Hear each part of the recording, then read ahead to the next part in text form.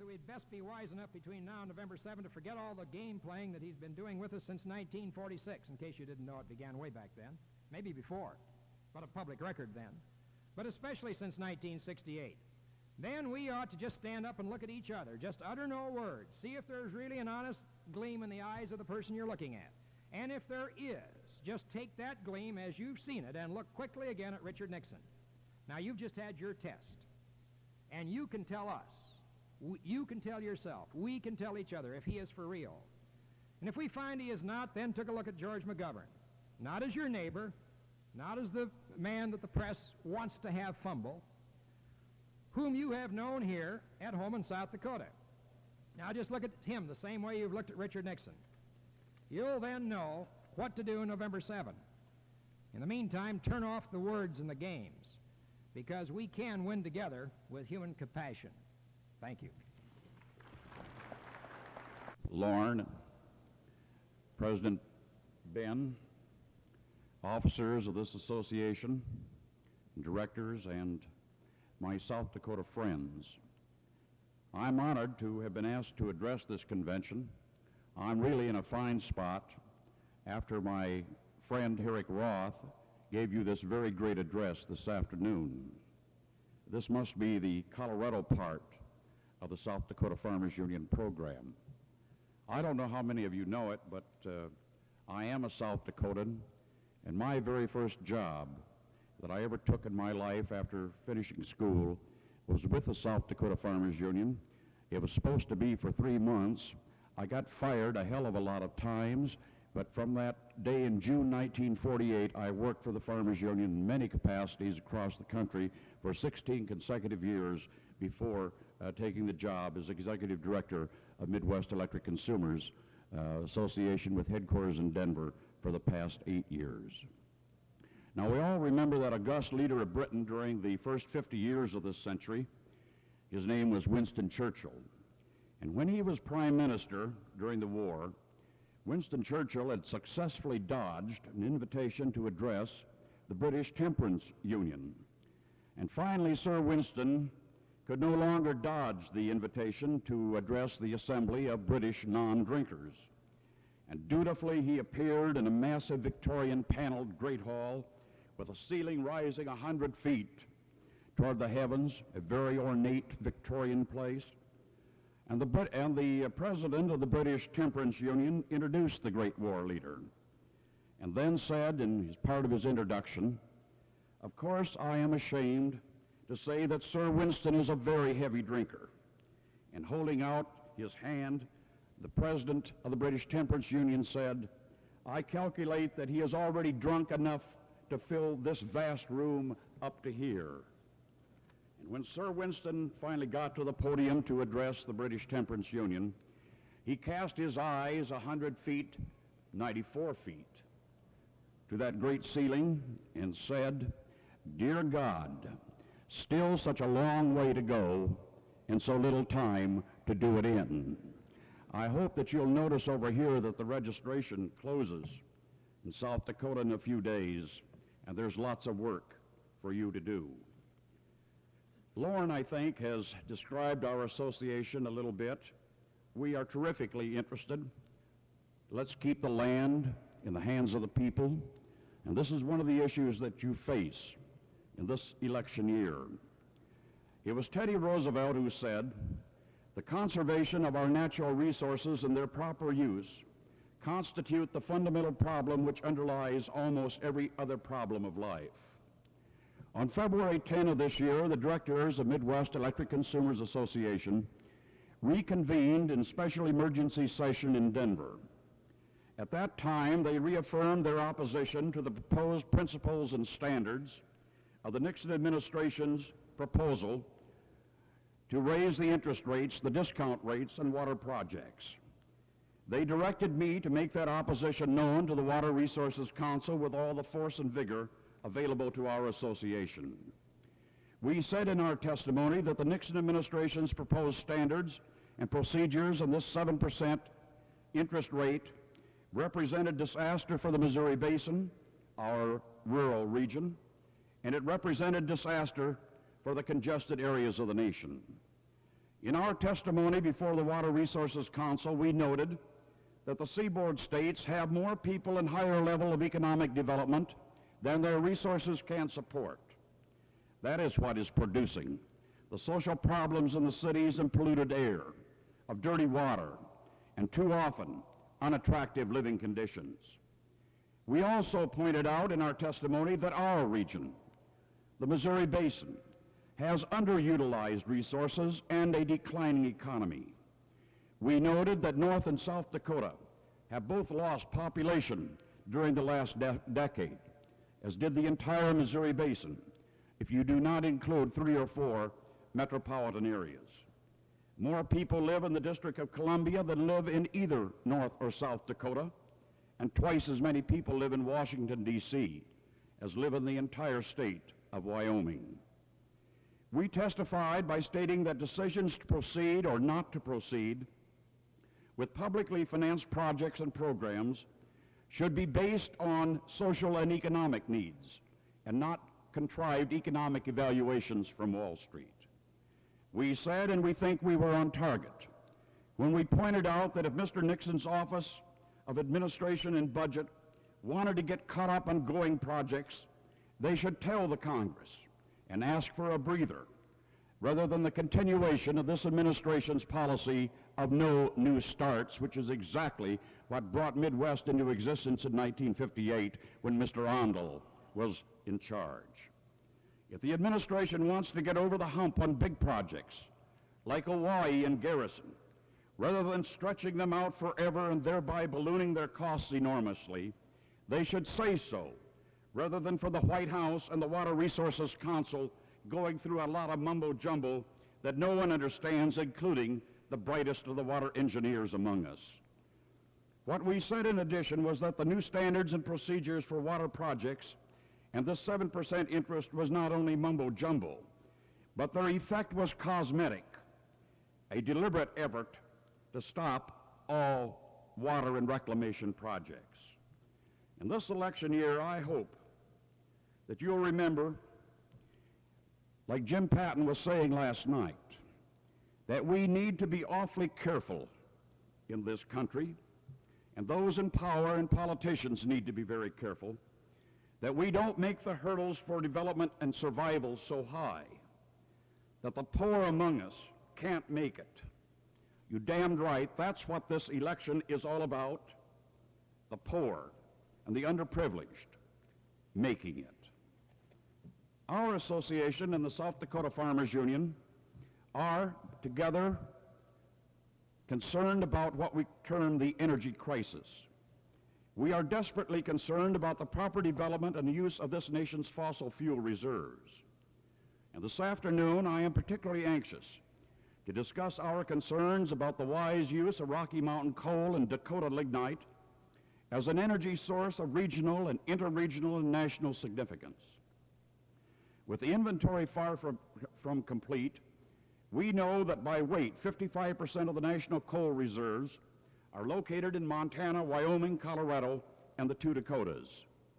Most of this coal is low in sulfur content, and because of a highly favorable ratio between the thickness of the coal seams and the amount of overburden, most of the coal will need to be surface mined. Surface mining should reduce, if it does not eliminate, the problems associated with acid mine drainage, as they discovered too late in West Virginia. But surface mining makes attention to land reclamation after mining a matter of urgent importance. Now, if for environmental reasons, and proper ones, we are unable to utilize solid fuels with high sulfur content, the 5 state resources I have enumerated become an even more important proportion of the nation's total energy reserves. As a nation, we have committed much of our talent and huge sums of money to the use of the atom as a source of energy for electric power supply. Even then, in view of the urgency of the energy crisis, it may be that we have been too stingy. In any event, Midwest is completely convinced that our commitment of both talent and dollars to the proper utilization and development and management of our low-sulfur solid fuel resources is grossly inadequate, both as compared to the investment in the nuclear program and our national needs. In this election year, we must communicate to our political leaders and our would-be political leaders that a significant portion of these western coals are located on lands that are owned or administered in trusteeship by the Department of the Interior. Much of this valuable resource is owned by you, the people, all the people of the United States. And you need to know in this meeting here today, and I hope you will communicate it to your neighbors, as owners of these resources, and your future wholesale power supply depends on it, that the Department of Interior has been transferring these tremendously valuable resources of unlimited national significance to private ownership without any discernible evidence that any consideration whatsoever has been given to the national interest or to the public good. While reporting to my membership in Denver in December of 1971, I chastised the Bureau of Reclamation for spending substantial sums of money developing pipeline schemes to bring water to the coal fields for the obvious benefit of the energy companies that are rapidly extending their monopoly control to the coal resources on public lands. 9 months later, I see no evidence that the Department of the Interior in the Nixon administration even begins to comprehend the reasons for our concern. Obviously, with this administration's special interest programs, they are convinced that whatever is good for Gulf oil is good enough for the country. So I believe the Nixon administration's policy with respect to energy sources on public lands must be reversed, and reversed immediately. Together we must contend that coal land leasing should be terminated and water diversion studies interrupted until the Department of the Interior has developed a public interest program for the use of these resources and discuss their proposals in the light of day with our representatives in the Congress and through them with the people of the United States. A public interest program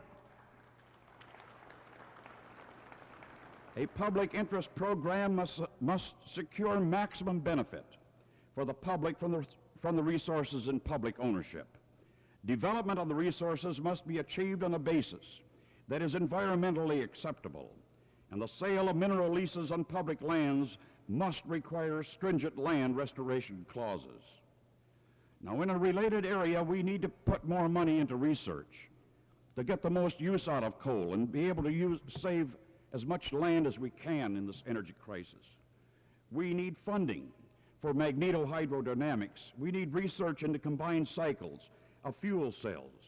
We need funding for these programs and not just pious words coming from the White House concerning research and development. Now, in my annual report to our membership 9 months ago, I underscored the deteriorating relationship between the Bureau of Reclamation and the Department of Interior. I noted that the failure of the Bureau of Reclamation personnel to deal openly and candidly with their constituents and customers was the major cause of distrust and misgivings. 9 months ago, my concern was related to a strong suspicion that the Department of Interior was dealing with matters of grave concern to the publicly owned electric utilities, the REAs that Lawrence Zingmark and East River represent here, and your distribution cooperatives, because they were withholding information, I suspected, about those dealings with the utilities and not letting the people know. Unfortunately, I wish I could tell you that I had been overly suspicious on December 8. It has now been established that the truth was infinitely worse than we had guessed in late 1971. Stated as clearly as I can to you, the Nixon administration's move to place the Bureau of Reclamation in the Mid-Continent Area Power Pool is the reality of a new alliance between the Nixon administration and private power monopolists to subvert, to give away the federal system, to take it away from you, the people. Now, we are for power pools.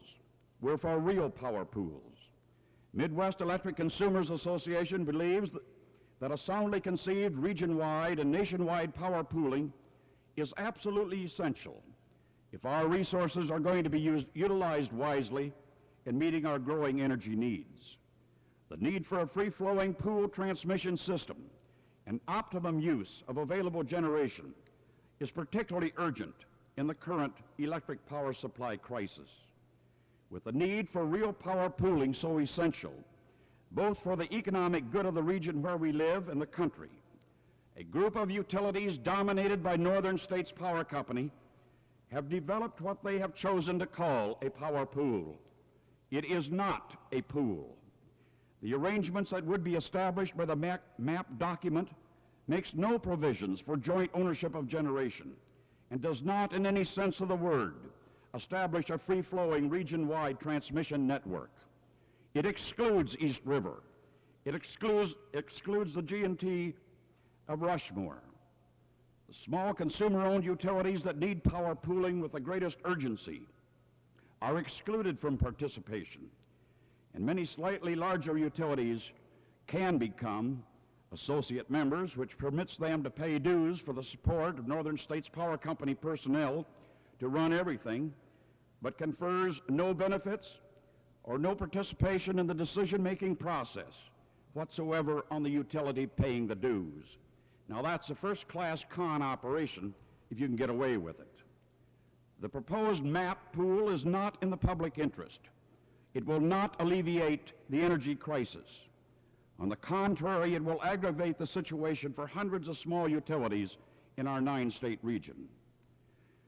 Now, incongruous as it may seem, instead of objecting to the MAP pool by using its obvious leadership to improve the document, the Department of the Interior under Roger C.B. Morton from the East Shore of Maryland and his Assistant Secretary James Smith, formerly of South Dakota, from Northern Natural Gas, committed the Bureau of Reclamation to affiliation with that pool unilaterally.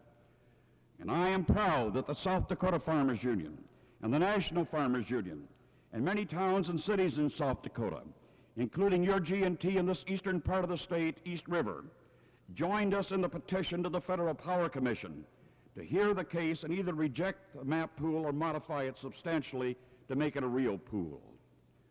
We are dismayed, and you should be dismayed, that the actions of the Department of Interior in this administration shamefully abuse the public interest.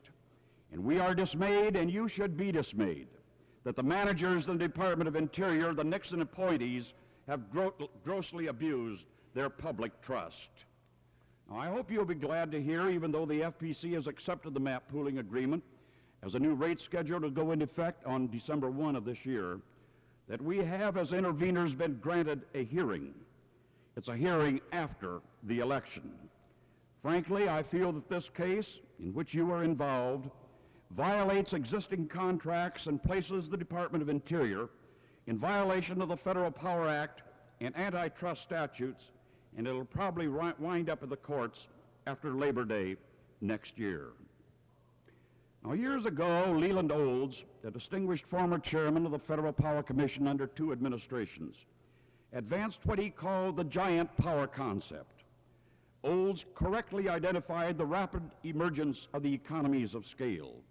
He was committed, as we are, to what we call a pluralistic electric system. But we need to remember that the essence of his proposal was that generation and transmission should be separated from distribution in the electric power industry. Under his concept, separate generation and transmission organizations would provide bulk electric power to local utilities that would continue to be responsible for distribution and marketing.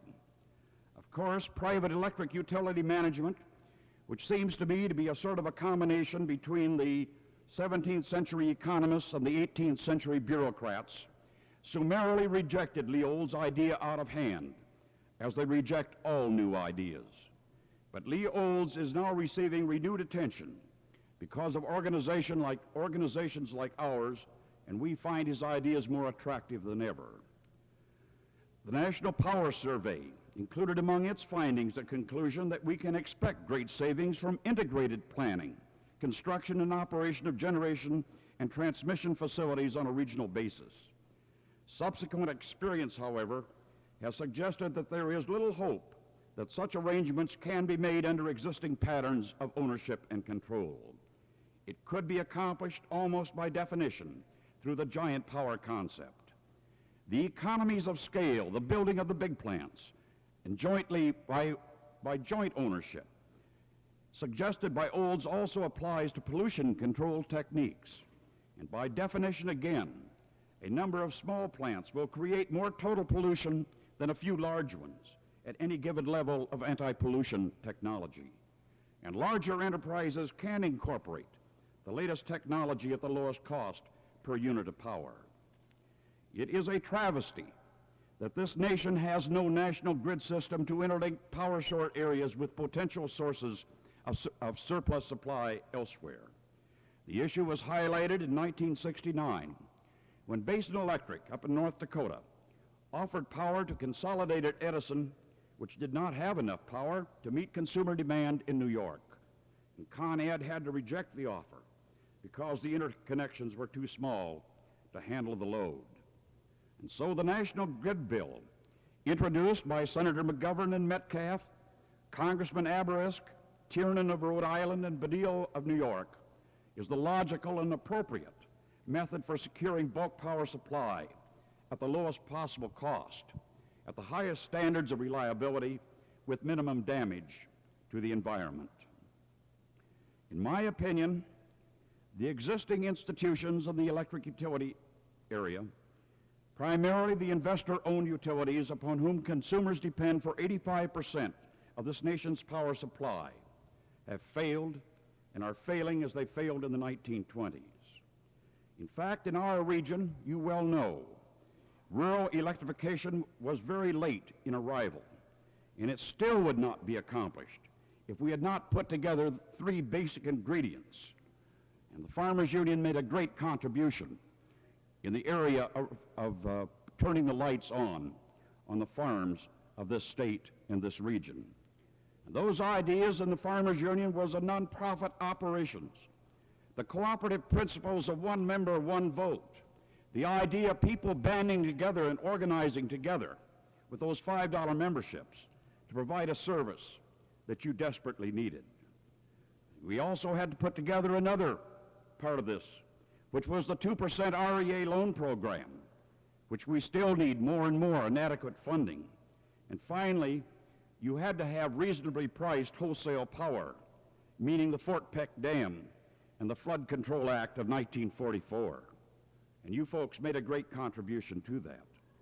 But you will recall that in the early 1930s, when the existing institutions, the private utilities, had failed, this new application of cooperative principles was initiated with the Farmers Union help from a sympathetic Congress and an understanding national administration. That's what led to the rural electrification program. And the work of Franklin Roosevelt and George Norris has made rural electrification one of the great American success stories. It was a period of the resurgence of municipal systems and public utility districts. And significantly for you folks in this area, where the REA cooperatives have been permitted to develop their own sources of supply, bulk power supplies are adequate for 6 or 7 years. So I think the time has come when we must assert the same kind of leadership we saw in the 1930s, this time for consumers in all parts of the country. But the kind of leadership we get, my friends, is determined at elections. My friends, the private power monopoly, in conjunction with this special interest administration, has the foundations laid for the most colossal giveaway in all of American history. What is being given away is not only the people's resources, the land, but the right of the people to choose public or cooperative electric service. And this is a fundamental right, an American right which, more than any other single factor, has served as a check on private monopoly in the public service field. The Power Trust now dominates REA and the REA administrator. It dominates the Federal Power Commission. It dominates the Atomic Energy Commission. It dominates the Department of the Interior, the Department of Agriculture, the Bureau of Reclamation. And they are not moving slowly while those charged with the public interest in Washington double talk about government economy and federal encroachment. That's talk to lull the people to sleep, while rape is in progress of the programs you have built, and rape of your resources, and the rape is the objective, and don't you forget it. You can tell the priorities of an administration by the money it impounds in the last 4 years. The money impounded on the 2% loan program, the low-cost housing program for rural America, of the impoundment of the money for food stamps, of rural water and sewer systems, and of roads and land and water conservation funds. President Nixon on Saturday morning is putting pressure on the Congress to put $250 billion ceiling on government spending. This convention should protest that to your congressman from here in South Dakota this week, because it means an end, if enacted, to the public interest programs and the negation of your program of policy and action. It was Lee Olds who warned us of a private monopoly, government partnership, as the greatest threat of all to democracy itself. The threat that democracy itself will be undermined by an all-powerful private energy resources dictatorship dominated by Wall Street, reaching into every urban and rural community with unlimited funds to spend on propaganda, using television and radio and the printed page and every other form of communication to mold and brainwash public opinion. And so I think it is very important, if we're going to check monopoly in the energy and electric field, that we use our enlightened political strength. When we talk about the things that we need, when we talk about the things that we want to do, then if we really mean it, we must do what we have rarely done in the past, and that is to be concerned enough about what happens in elections. Now, we just don't happen to have Democrat and Republican majorities in this country. We do have a two-party system, obviously, but it is really a liberal coalition and a conservative coalition. But we have a more important coalition represented on this program this afternoon. It's the coalition of people, of public power groups, of organized labor, of consumers organizing in large cities, of farm organizations, the Farmers Union, of church groups, and we have minorities that can be on our side. And I believe that if you support the programs for people, as all of us here, I hope, support the programs for people and your neighbors, then we must of necessity support the independent positions of each part of the coalition that gives us the majority of the whole. Either we're going to do this, or we will go back to our isolated individual segment of society, and to do so simply means that we will be overwhelmed by that conservative, reactionary coalition which doesn't hesitate to work together on issues of private interests, private investments, and private greed. I think we have the responsibility and the know-how to solve the energy crisis and most of our problems. It will be solved by dedicated people who are the foundations of this program. We know the problems, and we do have sound solutions. 2 weeks ago today, at Billings, Montana, was held a great coalition consisting of the Farmers Union, organized labor, church groups, rural electric groups, the American Public Power Association, the National Rural Electric Cooperative Association, and others. It was a great parallel meeting at Billings of Western States Water and Power Consumers Conference with 1960.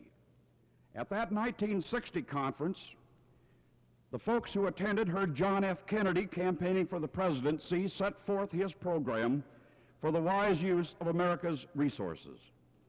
He told us in that meeting in 1960 that he would reverse the No New Starts policy, and he did it. He said he would appoint to the regulatory commissions, the REA and the Interior Department, men who would put the public interest first, and he did it. He said he would step up the fight against pollution, water pollution, air pollution, and he did it. He said he would commit his administration to adherence to the preference clause, which enables the small city-owned and consumer-owned power systems to stay in business and keep a few companies from completely dominating the energy field, and he did it. He said he would apply the scientific talents and energies of government to resource development, and he did it. And 2 weeks ago today, your Senator, George McGovern, told us that he would do all those things, and he will. Senator McGovern also told us that he would force the development of a coordinated public interest policy for management of public resources so that environmental factors will be considered, and he will. And Senator McGovern said that to this great public meeting of 17 reclamation states, said he would urge the enactment of national grid legislation, and he will. And let me tell you, we also invited to that meeting the President of the United States. He couldn't come. We invited the Vice President, and he did not even have the courtesy to answer. So our challenge is to get understanding of these matters among people. And it seems to me that the time has come in South Dakota again to do what you know you have to do. This is no time for a certain kind of amiable shiftlessness in the face of fraud and deceit and immorality. You've got money in your pockets, and where you spend the money, I was taught in the Farmers Union, is where you express your philosophy. You can do something to elect people to George McGovern to the presidency of the United States, and you need to get going up and down the section roads to do it. As members of other organizations, the rural electric cooperatives, let's get those boards of directors and managers mobilized in a fight for the survival of people on the land. You've got your elevators, and you've got your oil companies, and you've got your insurance programs and agents. You've got force, but you're never going to win this thing without getting out and working. They may have $35 million on top of the table, but you've got your neighbors, and you know what your problems are. And I hope that you're going to do it, because this is a year of decision, and it's your land.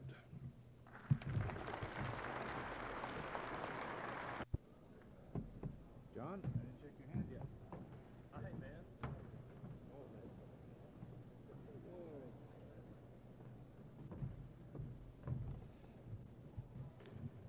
I hope you all know